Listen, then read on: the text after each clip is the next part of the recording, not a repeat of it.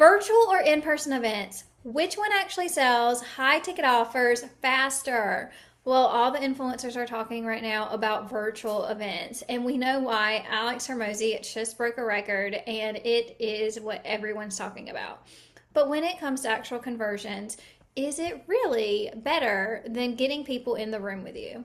Well, stick with me because today I'm breaking down the numbers, the psychology, and the hidden cost so you know exactly which event type is right for your business. Hey, I'm Kristen Williams, and I help coaches and experts turn their events into 6 and even 7 figure sales engines.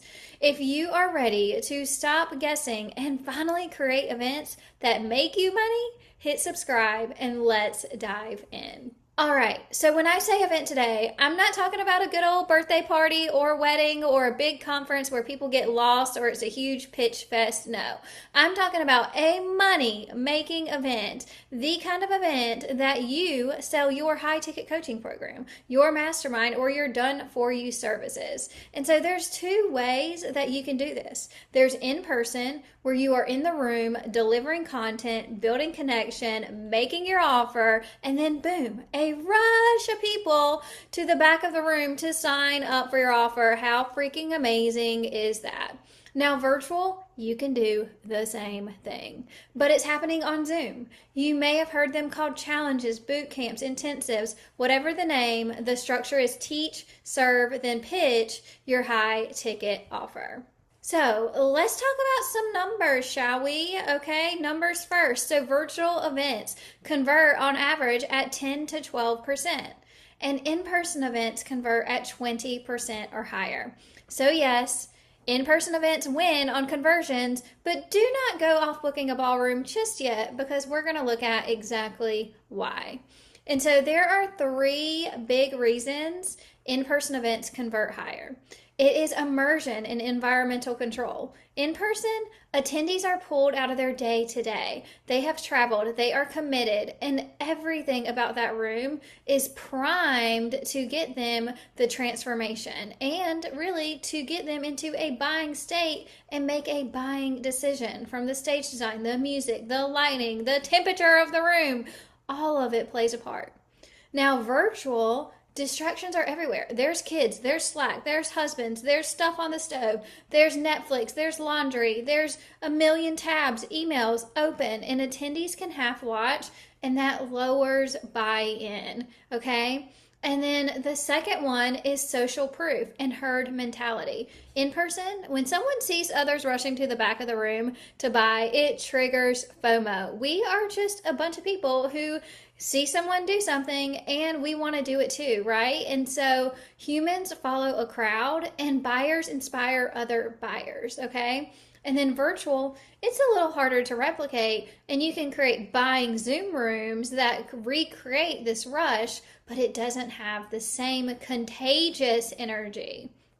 And the third one is there's fewer exit points.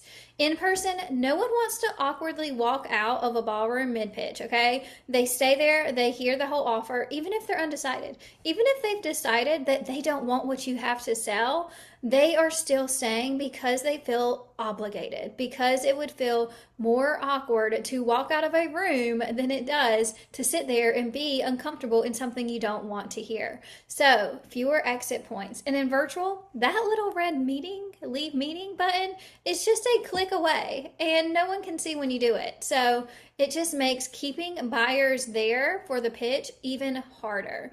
And so yes, immersion, social proof, and staying power all make in-person stronger when it comes to conversions. But there is a kicker: the cost and the planning time. So virtual events usually run anywhere from $15,000 to $40,000, okay? I mean, you can do it for zero if you have a Zoom account as well, but you have to have a marketing power. So anyways, that covers software, tech crew, moderators, marketing, speakers, and maybe some fun extras like swag boxes. And then in-person events, you are looking for $50,000 to $250,000, depending on the size and luxury level. That's the venue, that's the food and beverage, the AV, the decor, the travel, the staffing, the insurance, all of the works, right? So while conversions are higher in person, virtual events cost 60 to 80% less. And because they are leaner, they are faster to plan. Most in person events, you are doing them maybe once or twice a year. Virtual events, you can run them every freaking month. Some of my clients even do it monthly, right? Like you can do it every other month, or you can do it monthly, or you can do it bi monthly.